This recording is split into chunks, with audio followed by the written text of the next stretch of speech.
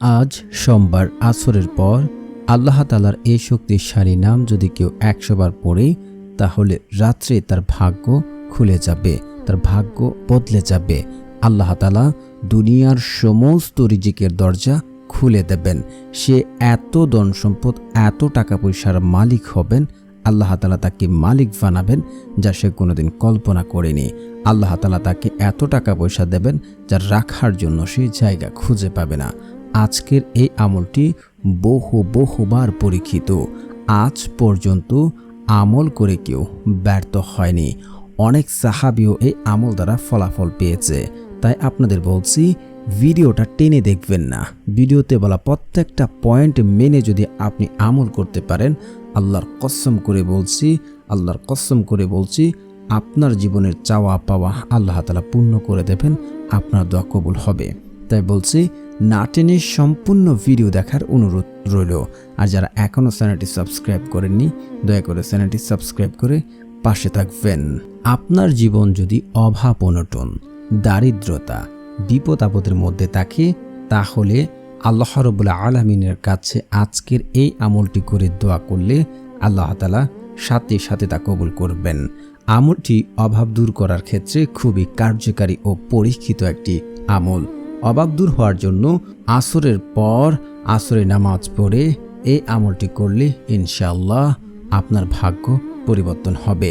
এক সাহাবী, তার জীবনে অভাব, অনটন, দারিদ্রতা বেষ্টন করে পড়েছিল। রাসূল সাল্লাল্লাহু আলাইহি ওয়াসাল্লামের কাছে এসে বলতে লাগলেন, হে আল্লাহর রাসূল সাল্লাল্লাহু আলাইহি ওয়াসাল্লাম, দুনিয়া আমার প্রতি প্রদৃষ্ট বা পদদেশ করিয়াছে, মানে আমাকে দুনিয়া চরমভাবে ক্ষতিগ্রস্ত বা অভাবগ্রস্তের মধ্যে ফেলিয়া রেখেছে। রাসূল সাল্লাল্লাহু আলাইহি ওয়াসাল্লাম ইরশাদ করেন, তোমার কি ওই তাসবিহ স্মরণ নেই যে তাসবিহ ফেরেশতা ও মাখলুকের যার বরকতে রুজি প্রদান করা হয়? যখন আল্লাহ তাআলার কাছে কেউ এই আমল করে চায়, আল্লাহ তাআলা তাকে দিয়ে থাকেন। তো আমরা জানতে পারি যে অধিকাংশ সাহাবীরাও এই আমল করেছে এবং তারা ফলাফল পেয়েছে। আর আল্লাহ তাআলা পবিত্র কোরআনে বলেন, উদউনি আস্তাজিব লাকুম, তোমরা আমাকে ডাকো, আমি তোমাদের ডাকে সাড়া দেব। আল্লাহ রাসূল সাল্লাল্লাহু আলাইহি ওয়াসাল্লাম ইরশাদ করেন, যখন কোনো বান্দা আল্লাহ তাআলার কাছে দু হাত তুলে দোয়া করেন সঠিক নিয়ম এবং সঠিক পদ্ধতি জেনে, আল্লাহ তাআলা ওই সকল বান্দার চাওয়া পাওয়াকে পূরণ করে দেন, তার অভাব দূর করে দেন। তার চাওয়াকে কখনোই খালি হাতে ফেরত দিতে জানেন না, লজ্জাবোধ করেন, কখনোই ফেরত দেন না। আর আপনি এখন বলতে পারেন, তাহলে দোয়া করলে যে ভাগ্য পরিবর্তন হয়ে যাবে, অভাব অনটন দূর হবে, তাহলে আল্লাহ তাআলা তো আমাদের ভাগ্য বা আমাদের রিজিক আগেই লিখে রেখেছেন, সেটা ফিক্সড হয়ে গেছে, তাহলে এটা কিভাবে সম্ভব? দেখুন, আপনারা তিরমিজি শরীফের হাদিস 2139 নম্বর হাদিস একটু যাচাই করে দেখে নেবেন।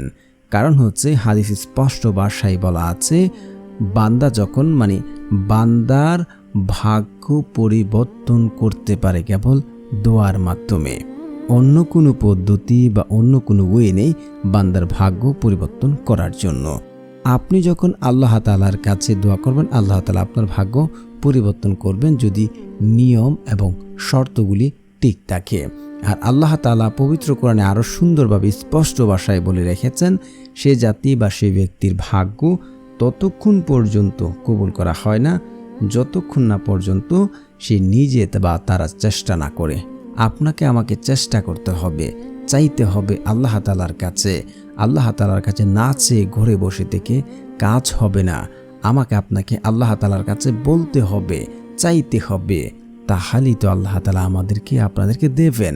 কারণ আমাদের পদ্ধতিটা যদি অবলম্বন না করে চাই, তাহলে কি লাভ হবে? আপনি বিয়ে করেন নাই, যদি সন্তানের আশা করেন, তাহলে তো সেটা বোকামি ছাড়া আর কিছুই নয়। ঠিক ঘরে বসে শুধু দোয়া করলে কাজ হবে না, আপনাকে কাজ করতে হবে, আল্লাহ তাআলার কাছে চাইতে হবে, তাহলে আল্লাহ তাআলা আপনাকে দেবে কাজ করার মাধ্যমে। তো আমাদেরকে আল্লাহ তাআলার কাছে চাওয়ার জন্য কিছু নিয়ম শর্ত রেখেছেন। যদি সেই নিয়ম শর্ত ঠিক রেখে আমরা আমল করি, 100% নিশ্চিত থাকতে পারেন আপনার দোয়া আল্লাহ তাআলা কবুল করবেন, এটা আল্লাহর ওয়াদা। তো অনেকে আমল করে তাদের দোয়া কবুল হয় না কেন সেটা আমরা শেষে বলবো। এখন আমরা জেনে নেব যে আমলটি কিভাবে করতে হবে। তো আমলটি করার জন্য সর্বপ্রথম আপনাদেরকে উত্তমরূপে উজু করে আসরের নামাজটি পড়ে নেবেন। তারপর আপনারা বসে বসে ইস্তেগফার পড়বেন। ইস্তেগফারের বহু ফজিলত আপনারা আবু দাউদ হাদিস নাম্বার 1518 যাচাই করবেন। কারণ যে ব্যক্তি ইস্তেগফার পড়বেন ওই ব্যক্তির সংসারে যদি স্টিল নাও এখনও যদি সংসারে অভাব অনটন দারিদ্রতা বিপদ আপদ থাকে, আল্লাহ রাব্বুল আলামিন ওই ব্যক্তির সংসারের অভাব অনটন বিপদ আপদ দূর করে দেন। এবং সে যদি এমন কোনো বিপদে পড়ে যে বিপদ থেকে উদ্ধার হতে কোনো পথ বা কোনো পদ্ধতি খুঁজে পায় না, তাহলে সে যদি বেশি বেশি ইস্তেগফার পড়েন, আল্লাহ রাব্বুল আলামিন তাকে কুদরতিভাবে পথ দেখাবেন। এবং তাকে শুধু শেখানই নয়, তাকে এমন সকল জায়গা থেকে এমন সকল উৎস থেকে যেখানে সে কোনোদিন ভাবেনি চিন্তা করেনি এমন সকল জায়গা থেকে তাকে আল্লাহ তাআলা রিজিকের ব্যবস্থা করে দেবেন। সুবহানাল্লাহ। তো আমরা অনেকেই যখন ইস্তেগফার পড়ি কিছু ভুল করে ফেলি। আমরা অনেকে পড়ি আস্তাগফিরুল্লাহ আস্তাগফিরুল্লাহ আস্তাগফিরুল্লাহ, এভাবে না, আমাদেরকে পড়তে হবে আস্তাগফিরুল্লাহ আস্তাগফিরুল্লাহ আস্তাগফিরুল্লাহ আস্তাগফিরুল্লাহ, এভাবে পড়তে হবে, তা না হলে কাজ হবে না। তারপরে হচ্ছে আপনারা পড়ে নেবেন এই দোয়াটি। এই দোয়াটি আপনারা 3 বার পড়বেন। সুবহানাল্লাহি ওয়া বিহামদিহি সুবহানাল্লাহিল আলিয়্যিল আযীম ওয়া বিহামদিহি আস্তাগফিরুল্লাহ। আমি আবারও পড়ছি, সুবহানাল্লাহি ওয়া বিহামদিহি সুবহানাল্লাহিল আলিয়্যিল আযীম ওয়া বিহামদিহি আস্তাগফিরুল্লাহ। এর অর্থ হচ্ছে, হে মহাপবিত্র আল্লাহ এবং সকল প্রশংসা তার জন্য। মহাপবিত্র আল্লাহ যিনি সুচ্চ মহান এবং সকল প্রশংসা তার জন্য, আমি আল্লাহর কাছে ক্ষমা চাই। এটি আপনাকে পড়তে হবে। এবং ওই সাহাবী এই দোয়াটি পড়ে কিছুদিন পর আল্লাহ রাসূল সাল্লাল্লাহু আলাইহি ওয়াসাল্লামের কাছে এসে বলে, আল্লাহ তাআলা আমাকে এত ধন সম্পদ দিয়েছেন যা আমি করে রাখার জায়গা পাচ্ছি না। তারপর আপনাদেরকে পড়তে হবে রাসূল সাল্লাল্লাহু আলাইহি ওয়াসাল্লামের উপরে দুরূদ শরীফ। কারণ দুরূদবিহীন দোয়া কবুল করা হয় না, সেটা আসমানে গিয়ে ঝুলন্ত অবস্থায় থাকবে। তো রাসূল সাল্লাল্লাহু আলাইহি ওয়াসাল্লামের উপরে দুরূদ পড়ার বহু ফজিলত রয়েছে।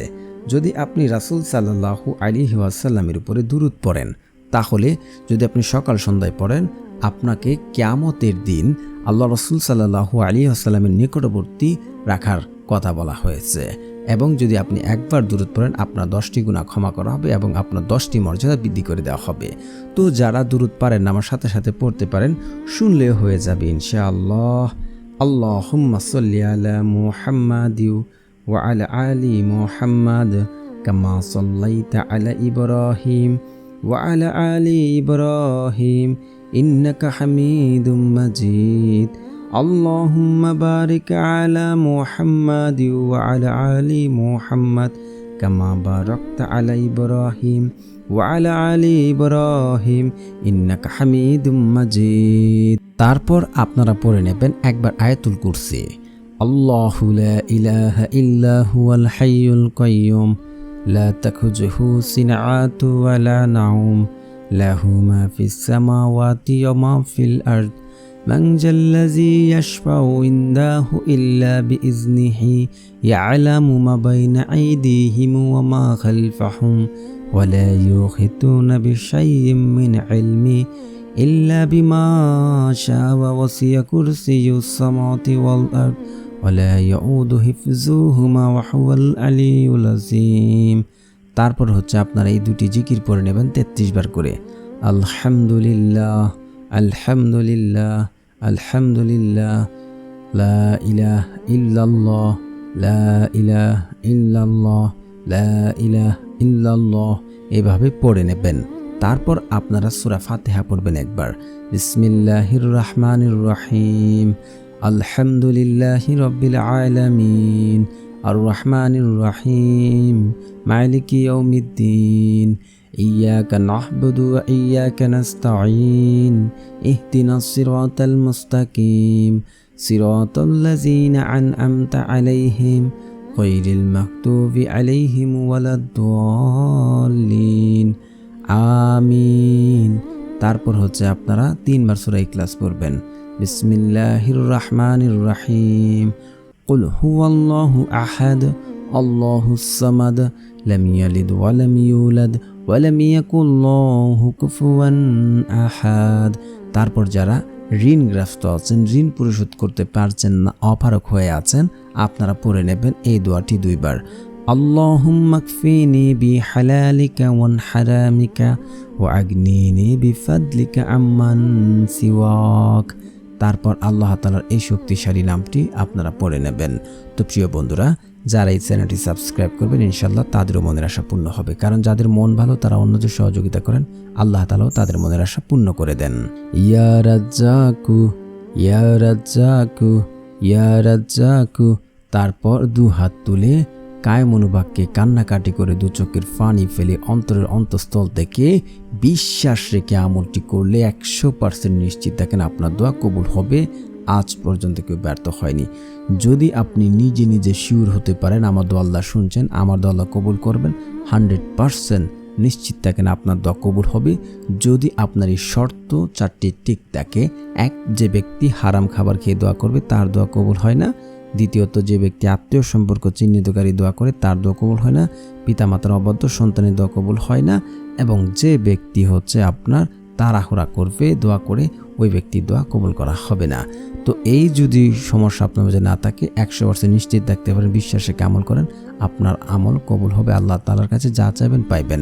তাই বলছি আপনাদেরকে অবশ্যই ধৈর্য ধরে আমলটি করবেন।